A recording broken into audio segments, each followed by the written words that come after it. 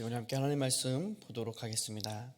오늘에게 주시는 말씀 민수기 9장 1절부터 14절까지 말씀 함께 보도록 하겠습니다. 민수기 9장 1절에서 14절까지의 말씀 우리 다 자신 좀 있고 한 목소리로 합독하겠습니다. 애굽 땅에서 나온 다음 해 첫째 달에 여호와께서 시내 광야에서 모세에게 말씀하여 이르시되 이스라엘 자손에게 유월절을 그 정한 기일에 지키게 하라. 그 정한 기일 곧 이달 14째 날 해 질 때에 너희는 그것을 지키되 그 모든 율례와 그 모든 규례대로 지킬지니라. 모세가 이스라엘 자손에게 명령하여 유월절을 지키라 하매 그들이 첫째 달 14째 날 해 질 때에 시내 광야에서 유월절을 지켰으되 이스라엘 자손이 여호와께서 모세에게 명령하신 것을 다 따라 행하였더라. 그때 사람의 시체로 말미암아 부정하게 되어서 유월절을 지킬 수 없는 사람들이 있었는데 그들이 그 날에 모세와 아론 앞에 이르러 그에게 이르되 우리가 사람의 시체로 말미암아 부정하게 되었거니와 우리를 금지하여 이스라엘 자손과 함께 정한 기일에 여호와께 헌물을 드리지 못하게 하심은 어찌함입니까? 모세가 그들에게 이르되 기다리라. 여호와께서 너희에게 대하여 어떻게 명령하시는지 내가 들으리라. 여호와께서 모세에게 말씀하여 이르시되 이스라엘 자손에게 말하여 이르라. 너희나 너희 후손 중에 시체로 말미암아 부정하게 되든지 먼 여행 중에 있다 할지라도 다 여호와 앞에 마땅히 유월절을 지키되 둘째 달 14째 날 해질 때에 그것을 지켜서 어린 양의 무교번과 쓴 나물을 아울러 먹을 것이요 아침까지 그것을 조금도 남겨두지 말며 그 뼈를 하나도 꺾지 말아서 유월절 모든 율례대로 지킬 것이니라. 그러나 사람이 정결하기도 하고 여행 중에도 잊지 아니하면서 유월절을 지키지 아니하는 자는 그 백성 중에서 끊어지리니 이런 사람은 그 정한 기일에 여호와께 헌물을 드리지 아니하였은즉 그의 죄를 담당할지며 만일 타국인이 너희 중에 거류하여 여호와 앞에 유월절을 지키고자 하면 유월절 율례대로 그 규례를 따라서 행할지니 거류민에게나 본토인에게나 그 율례는 동일할 것이니라. 아멘. 우리 민수기 9장 1절부터 14절 말씀을 함께 보았습니다. 오늘 본문에서 하나님께서 애굽에서 이스라엘 백성들을 구원하시고 그 다음에 첫째 달에 모세에게 명령하셔서 이스라엘 백성들로 하여금 유월절을 지키게 하는 그런 모습을 볼 수 있습니다. 유월절은 단지 이스라엘의 절기, 연중 행사와 같은 그런 의미를 지닌 것이 아닙니다. 이스라엘에게 있어서 가장 중요한 절기이기도 합니다. 가장 중요한 절기인 이유는 이 유월절이 하나님께서 애굽에서 억울하게 종노릇하고 있는 노예 생활하고 있던 이스라엘에게 찾아와 주셔서 그들을 건지시고 구원하신 그 하나님의 은혜와 하나님의 그 사랑을 기억하는 날이기 때문입니다.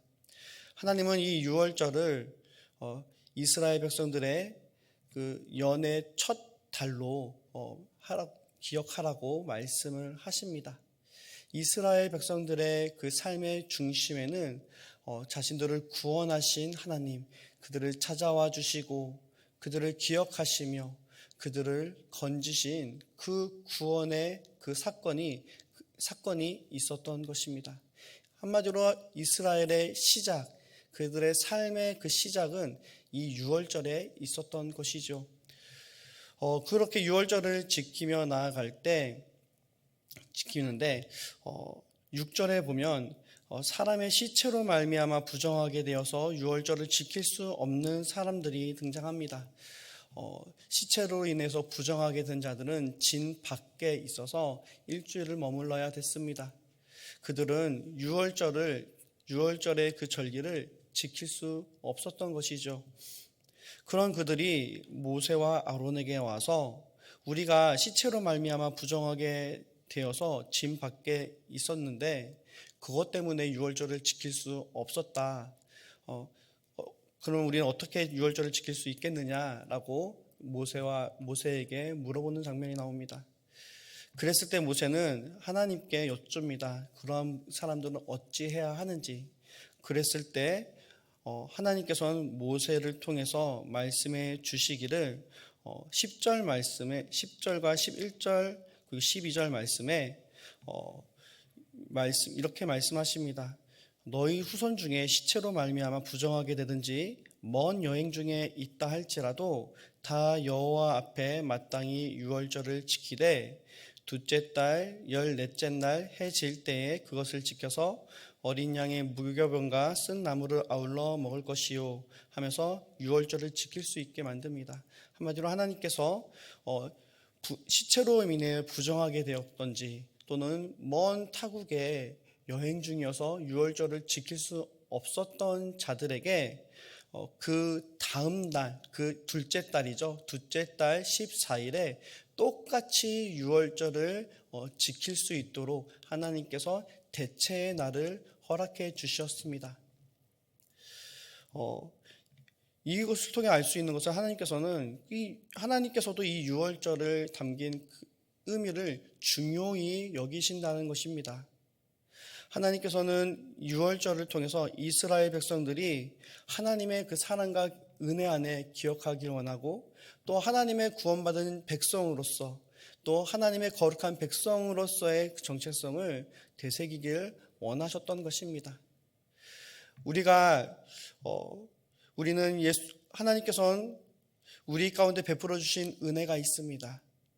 우리를 구원하시고 우리를 사랑하시고 우리 가운데 은혜를 베푸셔서 우리를 구원하시기 위해 아들 예수 그리스도를 보내신 주님의 그 십자가를 우리는 항상 기억하고 바라볼 때 하나님 그 은혜 안에서 하나님은 우리와 만나 주시고 또한 우리를 하나님의 자녀 삼아 주신 그 사랑을 우리는 기억하고 누릴 수 있는 것입니다.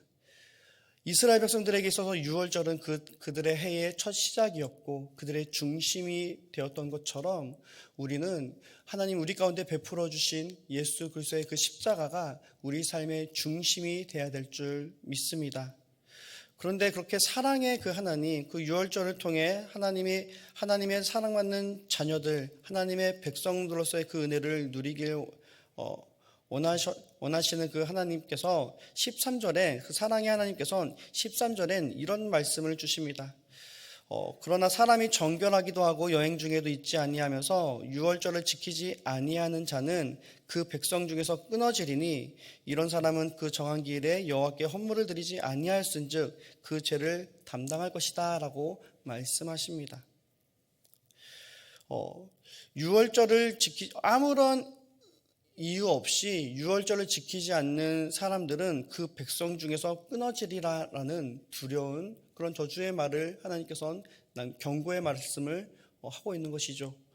이런 말씀을 가지고 어떤 혹자는 사랑의 하나님이 어떻게 자신이 구원한 그 백성을 유월절을 지키지 않았다는 이유로 백성 중에서 끊어낼 수 있느냐라고 반문을 하기도 합니다. 이 질문은 오늘 세상 사람들의 질문과도 와닿습니다. 사랑의 하나님이 어떻게 예수님을 믿지 않았다는 이유로 사람들을 지옥에 던질 수 있느냐라는 것이죠. 어떻게 보면 맞는 말인 것 같습니다. 사랑의 하나님이 믿지 않았다는 이유로 사람들을 영원한 형벌에 버릴 수가 있겠느냐. 그런 신이 어떻게 사랑의 하나님이라 할 수 있겠느냐라는 것이죠. 그런데 우리는 이 말씀을 단지 어떤 절기를 지키지 않았기 때문에 하나님이 징벌을 내리는 것이 아니라 하나님이 허락하신 그 사랑과 은혜, 그 생명의 길을 사람이 저버리는 것으로 우리는 해석해야 됩니다. C.S. 루이스는 지옥의 이것을 통해서 이런 질문을 이렇게 말하는 사람들에게 이렇게 말을 합니다. 지옥의 문은 밖에서 잠긴 것이 아니라 안에서 잠겨 있다라고 말을 합니다. 이 말은 무엇입니까? 지옥은 하나님이 사람들을 믿지 않는 사람들을 지옥에 가둬두는 형벌의 장소가 아니라 하나님의 은혜와 하나님의 사랑, 하나님의 주권을 인정하기 싫은 사람들이 선택한 장소라는 것입니다. 하나님은 생명이시고 하나님은 진리이십니다. 그 생명의 하나님이 우리와 함께 동행하고 우리와 함께 살기 위하여 그 은혜의 길을 허락해 주셨습니다. 이스라엘에게 있어서는 그것이 유월절이고 그것이 오늘날 우리에게는 예수 그리스도의 십자가로 연결이 되어집니다. 죄인된 우리, 노예 상태였던 이스라엘은 스스로 애굽에서 그 상태에서 구원할 수 없었습니다. 철저히 애굽의 핍박 아래 노예 생활하고 있던 그들, 그 어떤 소망과 어떤 가능성도 없었던 그들에게 하나님은 은혜를 베푸시고 그들을 구원해 주신 것입니다. 그리고 오늘날 우리에게 하나님께서는 예수 그리스도를 통해 죄와 사망 가운데 노예 생활하고 있던 우리들을 건지시고 구원해 주셔서 하나님의 자녀 삼아 주셨고 하나님의 백성으로 살게 해 주신 것입니다. 그 하나님의 은혜를 우리가 거부하여 그 하나님의 은혜 가운데 나아가지 않는 자들은 당연히 들어갈 수 있는 것은 지옥밖에 없는 것이지요. 지옥은 하나님이 우리 가운데 버려두신 것이 아니라 우리가 생명 대신 하나님을 버린 결과 얻는 것이라는 것입니다.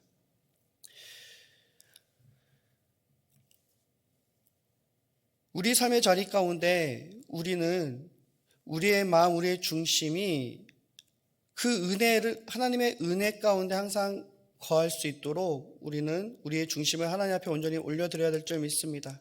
14절 말씀에 보면 타국인이 너희 중에 거류하여 여호와의 앞에 유월절을 지키고자 하면 유월절의 율례대로 그 규례를 따라 행할지니 거류민에게나 본토인에게나 그 율례는 동일할 것이다 라고 말씀하고 있습니다. 이 유월절은 이스라엘 백성들이 기본적으로 지키는 것이죠. 하나님의 그 은혜를 경험한 사람들이 지켜야 되는 것입니다. 그런데 하나님은 그들만 유월절을 지킬 것이 아니라 타국인이 너희 중에 거류하는데 여호와의 유월절을 지키고자 하면 유월절을 지킬 수 있도록 그 문을 열어주시는 것을 볼 수 있습니다. 타국인 그리고 시체로 말미암아 부정하게 되어 유월절을 지킬 수 없는 사람들이 하나님의 그 은혜, 하나님의 구원의 은혜를 기억하고 사모하여 하나님 앞에 나아가고자 할 때 하나님은 그들의 마음을, 그들의 길을 막지 아니하십니다. 오히려 신명기 4장 29절에 9절과 성경의 여러 말씀을 통해 만일 마음을 다하고 뜻을 다하여 그를 찾으면 만나리라 말씀하시고 약속하신 것과 같이 우리 하나님은 하나님의 은혜를 사모하고 하나님의 은혜를 간구하는 자들에겐 만나주시고 그들을 찾아와 주시고 그들에게 은혜와 생명을 허락해 주시는 하나님이심을 우리는 기억해야 될 줄 믿습니다. 우리의 하나님, 우리의 삶의 모든 자리 가운데 우리는 세상의 우선순위와 또 유혹 앞에 우리의 신앙이 형식화되어지고 그리고 우리 편리주의적인 그 신앙생활로 변질될 수가 있습니다. 그럴 때는 하나님의 은혜가 우리 가운데 말라지고 하나님과의 관계가 조금씩 뒷순위로 밀리게 됩니다. 우리는 우리의 신앙의 중심이 어디에 있는지, 하나님의 은혜 가운데 있는지, 아니면 그것이 조금씩 하나님의 그 은혜에 대한 그 사모함이 식어지고 있지는 않은지 우리 자신을 점검해 봐야 될 줄 믿습니다. 우리의 마음, 우리의 중심이 예수 그리스도의 십자가 앞에 놓여 있을 때 우리 안에, 우리의 삶의 자리 가운데 우리를 구원하신 하나님 예수 그리스도의 그 사랑이, 예수 그리스도의 은혜가 우리 가운데 더욱더 넘쳐나게 될 줄 믿습니다. 우리의 신앙의, 우리의 중심 속에 우리 하나님은 우리가 예수 하나님의 그 사랑과 은혜를 기억하길 원하십니다. 우리가 예수 그리스도의 십자가의 그 사랑과 은혜를 바라보며 나아갈 때, 그 은혜를 붙들고 나아갈 때 하나님께서는 우리 가운데 귀한 구원의 은혜를 날마다 풍성하게 채워주시는 분이심을 믿으시기 바랍니다. 우리는 우리 삶의 자리 가운데 우리를 구원하신 그 하나님, 그 우리의 신앙의 중심, 우리의 삶의 하나님을 향한 그 은혜의 열정이 식어지지 아니하고 또 형식화되어지지 않고 항상 우리를 구원하신 예수 그리스도의 십자가의 그 사랑이 날마다 새로워짐으로 우리에게 향하신 주님의 그 은혜와 사랑을 날마다 누리며 나가실 수 있는 저와 여러분 되시기를 주님의 이름으로 축복합니다. 우리 함께 기도하겠습니다.